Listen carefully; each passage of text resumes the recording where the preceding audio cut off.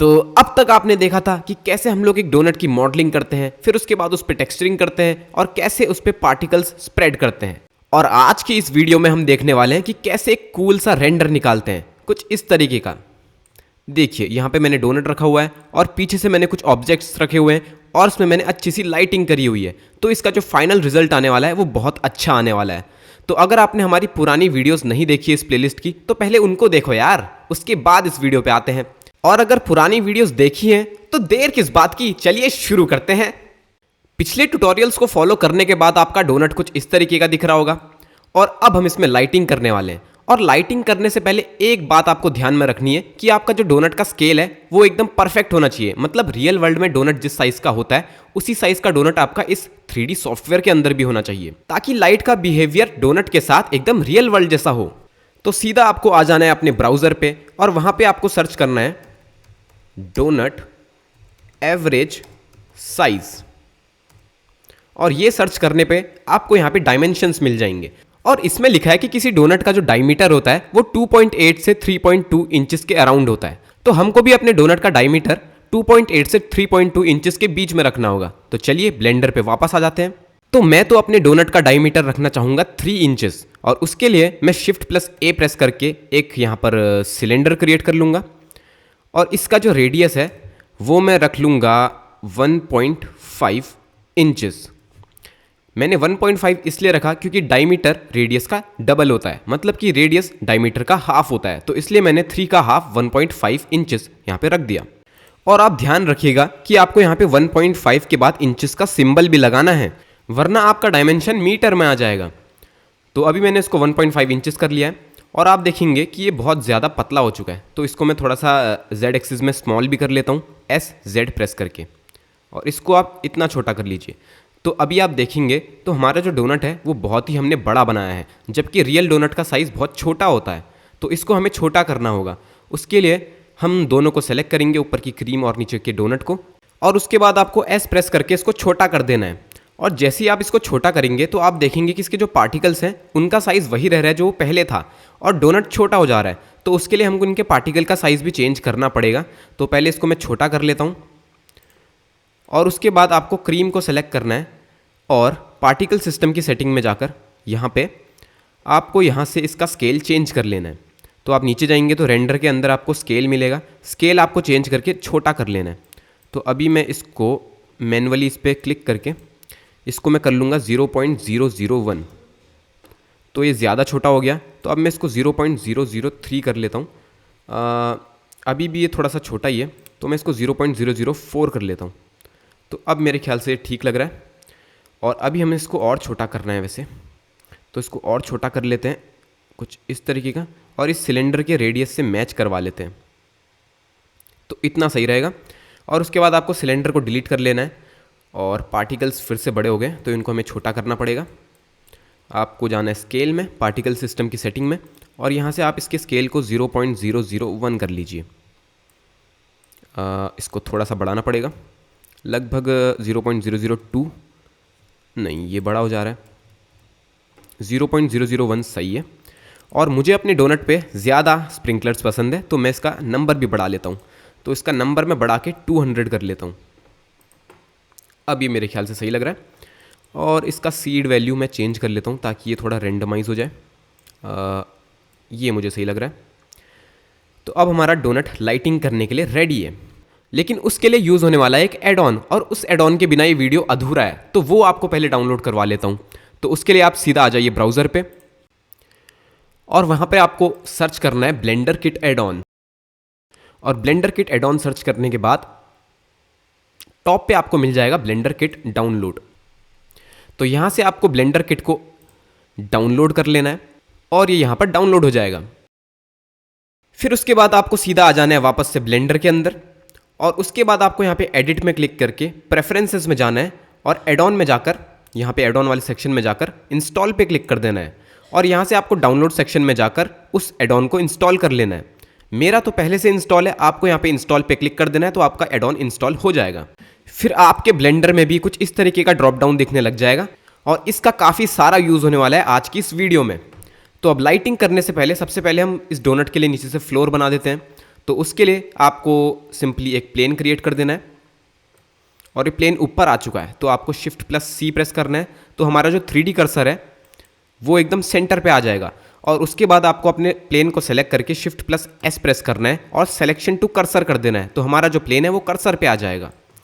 अब इसके बाद आपको GZ प्रेस करके इसको नीचे ले आना है और थोड़ा और नीचे ले आते हैं और S प्रेस करके इसको मैं थोड़ा सा स्केल भी कर लेता हूँ छोटा।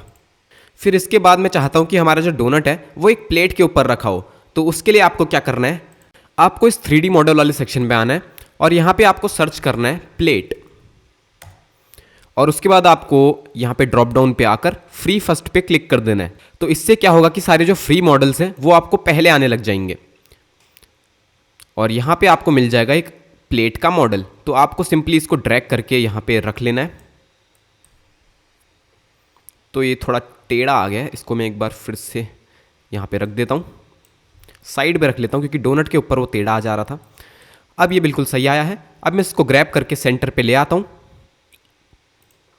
और अब मैं चाहता हूँ कि हमारा डोनट इसके ऊपर रखा हुआ हो, तो मैं डोनट को ग्रैब करके इसके ऊपर ले आता हूँ और उसके बाद प्लेट का साइज़ मैं थोड़ा सा छोटा करना चाहूँगा, लगभग ऐसा। हाँ, अब उसके बाद मैं डोनट को सेलेक्ट करके G प्रेस करके इसको थोड़ा सा यहाँ पे साइड में रख लेता हूँ और मैं चाहता हूँ कि इसके साइड में एक और डोनट रखा हुआ हो, तो उसके लिए मैं इसको डुप्लीकेट कर लूँगा। और इसको डुप्लीकेट करने के लिए आपको पता होगा Shift+D प्रेस करना है और Shift+Z प्रेस करूँगा उसके साथ, तो ये Z एक्सिस में लॉक हो जाएगा और बाकी एक्सिस में मूव होगा। तो इसको मैं यहाँ पे रख लेता हूँ और इसको थोड़ा सा ऊपर खिसका के रोटेट कर लेता हूँ और मैं इसके ऊपर प्रेस करूँगा R। 2 बार आपको R प्रेस करना है, तो ये फ्री रोटेशन पे आ जाएगा और आप इसको कैसे भी रोटेट कर सकते हैं। अब इसके बाद मैं इसको थोड़ा सा नीचे खिसका लेता हूँ और फिर से R प्रेस करता हूँ, तो अब ये बिल्कुल सही लग रहा है। अब इसके बाद मैं इसकी क्रीम का कलर चेंज करना चाहता हूँ क्योंकि ये दोनों सेम लग रहे हैं, तो इसकी क्रीम को सेलेक्ट करके मैं मटेरियल्स वाले टैब पे आता हूँ और यहाँ पे आपको न्यू मटेरियल पे क्लिक कर देना है, तो ये नया मटेरियल बन जाएगा। और उसके बाद आपको बेस कलर को चेंज करके जैसा आपका मन हो वैसा कर देना है। तो अभी मैं इसको चॉकलेटी करना चाहूँगा, कुछ यहाँ पे ले आता हूँ और डार्क कर देता हूँ, तो अभी थोड़ा चॉकलेटी सा बन चुका है। अब इसके बाद आपको आ जाना है यहाँ पे मटेरियल्स वाले टैब पे, फाइंड मटेरियल्स। इस पे क्लिक करने के बाद आपको सर्च बार में सर्च करना है मार्बल।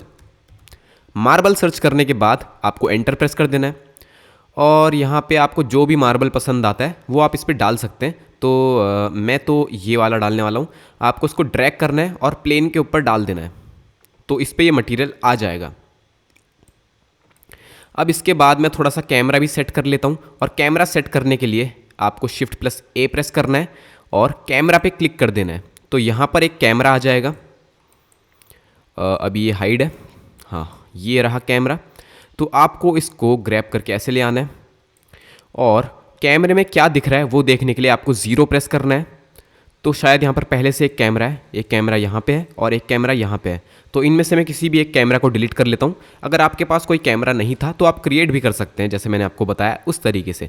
तो आपको किसी भी कैमरे को सेलेक्ट कर लेना है और 0 प्रेस करके आपको कैमरा व्यू में आ जाना है।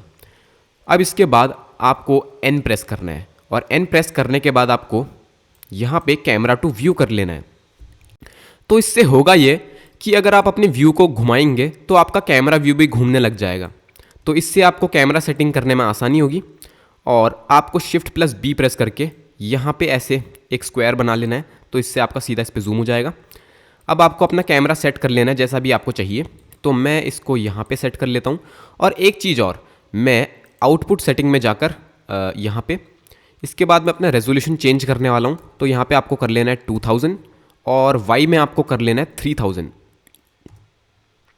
और अभी के लिए मैं अपनी जो क्वालिटी है उसको 100% पे सेट कर लेता हूँ और उसके बाद में एक बार N प्रेस करके कैमरा टू व्यू को हटा लेता हूँ और उसके बाद थोड़ा सा जूम आउट करूँगा ताकि कैमरा व्यू पूरा इस पर आ सके।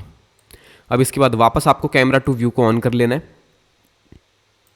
अब इसके बाद आपको अपना कैमरा सेट कर लेना है।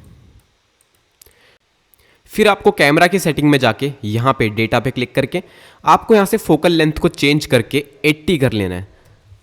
तो उससे आपको ज़्यादा रियलिस्टिक रिजल्ट मिलेंगे।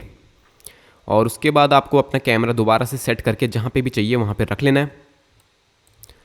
तो अभी मैं इसको यहाँ पे इस तरीके से रख लेता हूँ, ऐसा सही रहेगा। और उसके बाद आपको अब 0 प्रेस करना है कैमरा व्यू से बाहर आने के लिए। और यहाँ पर एक एम्प्टी है, इसको मैं डिलीट कर लेता हूँ। सॉरी, ये तो प्लेट का एम्प्टी है, इसको आपको डिलीट नहीं करना है। तो अब हम क्या करेंगे, हम इस प्लेन को सेलेक्ट करते हैं और टैब दबा के इसके एडिट मोड में आते हैं और 2 प्रेस करके इस एज को सेलेक्ट करते हैं और इसको एक्सट्रूड कर लेते हैं Z एक्सिस में। तो अभी आपको यहाँ पे टेक्सचर स्ट्रेच्ड मिलेंगे। तो आपको कुछ नहीं करना है, आपको सिंपली A प्रेस करके सारे फेसेस को सेलेक्ट कर लेना है, जैसे ये और ये दोनों को सेलेक्ट करके आपको U प्रेस करके स्मार्ट UV प्रोजेक्ट पे क्लिक कर देना है। तो ये खुद ब खुद फिक्स हो जाएगा। तो अब हमारा कैमरा व्यू में कुछ इस तरीके का दिख रहा है।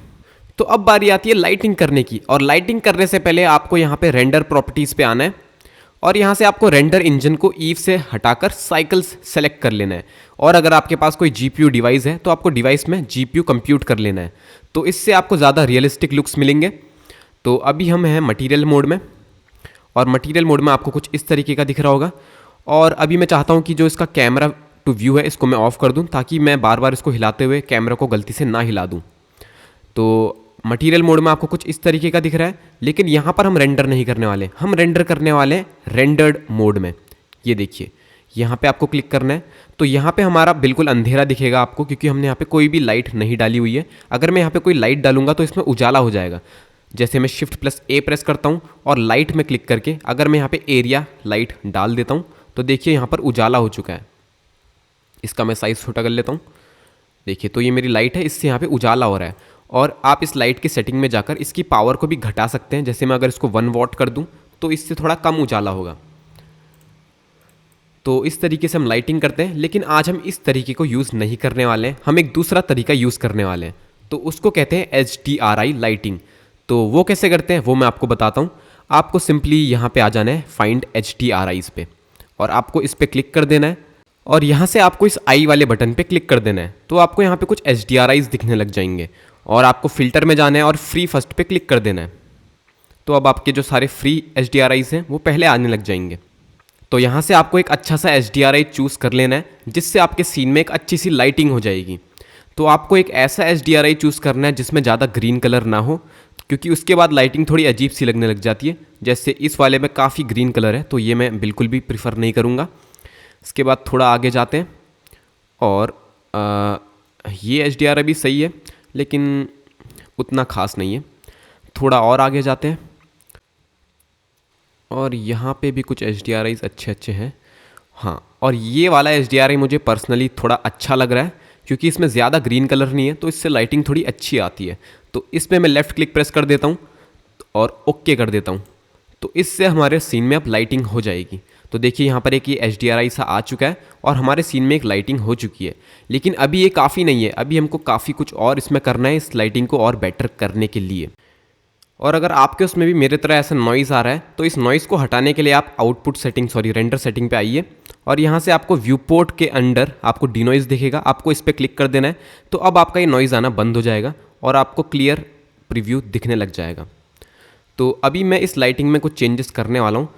तो जो लाइटिंग आ रही है वो चारों डायरेक्शन से आ रही है, लेकिन मैं चाहता हूँ कि लाइटिंग बस एक डायरेक्शन से आए। मान लीजिए इस डायरेक्शन से लाइट आ रही है, तो मुझे बस एक ही डायरेक्शन से लाइट चाहिए और बाकी डायरेक्शन से मुझे लाइट नहीं चाहिए, क्योंकि वरना ये ऐसा लग रहा है कि किसी एक्सटीरियर सीन में रखा है। लेकिन मैं चाहता हूँ कि ये एक इंटीरियर सीन में रखा हुआ लगे, तो उसके लिए लाइटिंग एक डायरेक्शन से आनी चाहिए। तो ऐसा करने के लिए हम बाकी डायरेक्शन की लाइट को ब्लॉक कर सकते हैं, और उसके लिए मैं क्रिएट करूँगा एक क्यूब क्रिएट करने के लिए मैंने यहाँ से Shift+A प्रेस करके एक क्यूब क्रिएट कर लिया है। और ये काफ़ी बड़ा है तो इसको थोड़ा छोटा कर लेते हैं, लगभग इतना कर लेते हैं। अभी हम सॉलिड मोड में आ जाते हैं, क्योंकि वहाँ पे ज़्यादा लैग हो रहा था और ये वाला मोड थोड़ा स्मूथ है। तो अब टैब दबा के एडिट मोड में आ जाते हैं और 3 प्रेस करते हैं फेस सिलेक्शन के लिए, और इस फेस को सेलेक्ट करके आई प्रेस करके इनसेट कर लेते हैं। और उसके बाद इसमें इस फेस को डिलीट कर लूँगा। और यहाँ पे देखिए, अब यहाँ पे एक खुला सा फेस है, यहाँ से लाइट अंदर आएगी और बाकी डायरेक्शन से लाइट ब्लॉक हो जाएगी। बस इस फेस से अंदर को लाइट आएगी। तो इसको मैं थोड़ा सा और छोटा कर लेता हूँ और थोड़ा ऊपर ले आता हूँ, ऐसा कर लेता हूँ।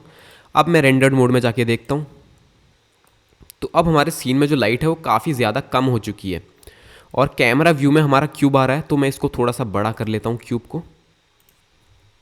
अभी भी आ रहा है तो और थोड़ा सा बड़ा कर लेता हूँ। अब ये बिल्कुल सही आ रहा है। हाँ, तो यहाँ पे लाइटिंग अब कुछ ज़्यादा ही कम हो चुकी है क्योंकि लाइटिंग हर डायरेक्शन से ब्लॉक हो चुकी है और बस एक डायरेक्शन से लाइट आ रही है। तो अब इस लाइट को बढ़ाने के लिए सबसे पहले तो मैं कैमरा व्यू पे आ जाता हूँ ताकि मैं लाइट को देख सकूँ, और उसके बाद मैं यहाँ पर वर्ल्ड सेटिंग में जाता हूँ और स्ट्रेंथ को बढ़ाकर मैं 2 कर लेता हूँ, तो इससे थोड़ा सा उजाला हो जाएगा। और अब मैं जाता हूँ रेंडर प्रॉपर्टीज़ पे और नीचे जाकर सबसे पहले तो आपको लुक है, अगर आपका हाई कॉन्ट्रास्ट पे सेट नहीं है तो आपको हाई कॉन्ट्रास्ट कर देना है, तो इससे ज़्यादा रियलिस्टिक लुक आता है। और उसके बाद आपको जो ट्रांसफॉर्म है, व्यू ट्रांसफॉर्म, इसको आपको चेंज करके अभी फॉल्स कलर कर लेना है। इससे क्या होगा कि आपको पता चल जाएगा कि आपके सीन में कितनी लाइट है। तो आपको इसका एक्सपोजर बढ़ा देना है और जब तक यहाँ पे कुछ रेड रेड सा ना हो जाए तब तक आपको एक्सपोजर बढ़ाते रहना है।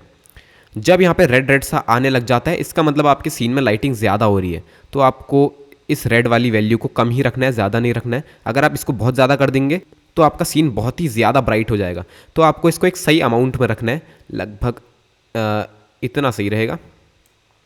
अब इसके बाद आपको व्यू ट्रांसफॉर्म को वापस से हटाकर AGX कर लेना है।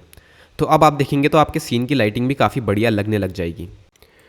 और इसका जो साइड में जो फेस हमने खोला हुआ है, मैं चाहता हूँ कि इसको थोड़ा सा छोटा कर लूँ क्योंकि बहुत ज़्यादा लाइट अंदर एंटर हो रही है, तो इसको मैं थोड़ा सा छोटा कर लेता हूँ। इतना सही रहेगा।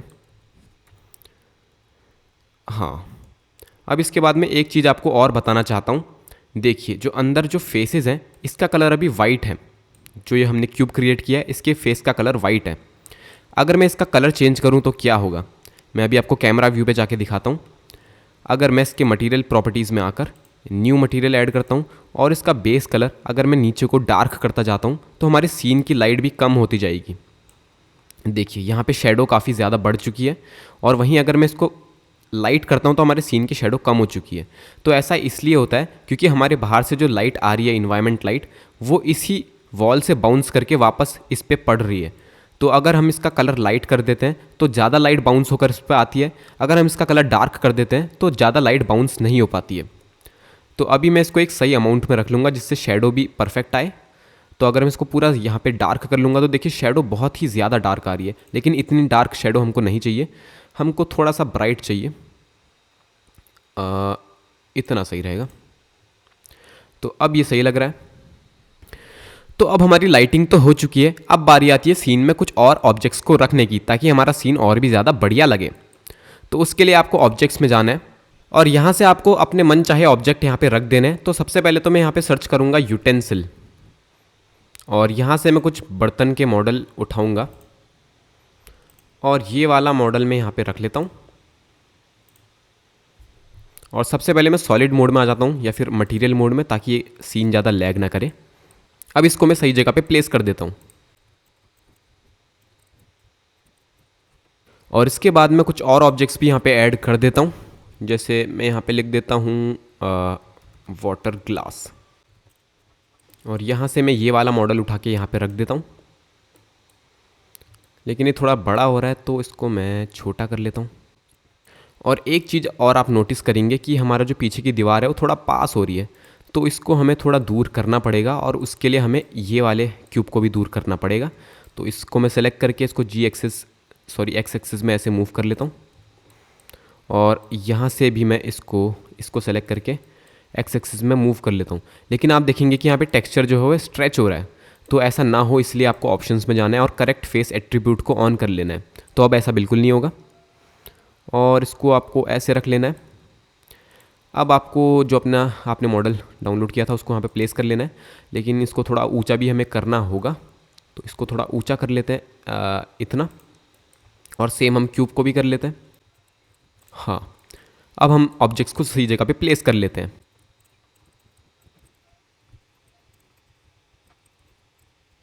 तो अब हमने इसमें सारे ऑब्जेक्ट्स रख लिए हैं और हमने यहाँ पे डोनट रखे हुए हैं और यहाँ पे ग्लास रखा हुआ है और यहाँ पे हमने कुकी प्लेट्स रखा हुआ है और यहाँ पे हमने कुछ यूटेंसिल्स रखे हुए हैं। अब हम इसको रेंडर्ड व्यू में देखते हैं। तो पीछे थोड़ा सा अंधेरा हो रहा है तो उसको हमें फिक्स करना पड़ेगा। हमको इस वाले बॉक्स को बड़ा करना पड़ेगा, यहाँ पे जो छेद है इसको बड़ा करना पड़ेगा। एस प्रेस करके आपको स्केल कर देना है तो ये बड़ा हो जाएगा और हमारे सीन में लाइट बढ़ जाएगी। आपको इसको और इधर ले आना है और स्केल कर देना है।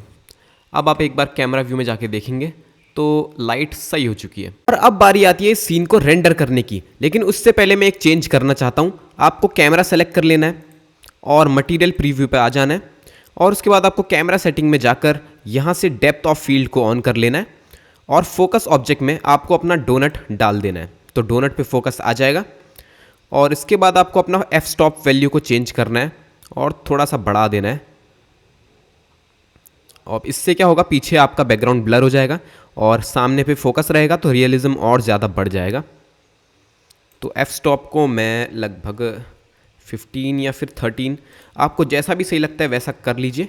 तो मेरे ख्याल से 13 सही है। एक बार रेंडर्ड मोड में भी देख लेते हैं। इसको 15 कर लेते हैं, 15 में ज़्यादा बढ़िया लगेगा। तो अब ये बिल्कुल परफेक्ट है रेंडर करने के लिए। तो रेंडर करने के लिए क्या करना होता है, सबसे पहले तो आप अपनी फाइल को सेव कर लीजिए Ctrl+S प्रेस करके। अब उसके बाद आप रेंडर प्रॉपर्टीज़ पे आइए और रेंडर वाले ड्रॉप डाउन के नीचे आप देखेंगे मैक्स सैंपल्स 4000 सेट है, लेकिन इतने ज़्यादा सैंपल हमको नहीं चाहिए होते हैं। तो आप इस सैंपल को हटाकर 125 कर लीजिए, इतने सैंपल सही रहेंगे। अब आपको रेंडर करना है अपना सीन, तो आप सीधा F12 प्रेस कर सकते हैं, ये शॉर्टकट की है। इससे आपका सीन सीधा रेंडर होना शुरू हो जाएगा। तो आपको F12 प्रेस करना है और अब आप देखेंगे कि आपका सीन यहाँ पर रेंडर होने लग गया है और आपका इमेज रेंडर हो जाने के बाद आपको सिंपली इमेज में क्लिक करना है और सेव एज में क्लिक करके डेस्कटॉप पे या फिर कहीं पे भी जहाँ पे आपको इसको चाहिए वहाँ पे आपको इसको सेव कर देना है और जो भी आपको नाम चाहिए वो आपको रख देना है। जैसे मैं यहाँ पे R लिख देता हूँ और उसके बाद आपको सेव एज इमेज पे क्लिक कर देना है, तो आपकी इमेज सेव हो जाएगी। और इसी के साथ आज की हमारी ये वीडियो ख़त्म होती है और साथ ही में हमारी डोनट वाली ये प्लेलिस्ट भी। तो ऐसे ही किसी और नई मज़ेदार प्लेलिस्ट के साथ जल्द लौटेंगे, तब तक के लिए सब्सक्राइब कर लो और मिलते हैं अगले नए वीडियो के साथ।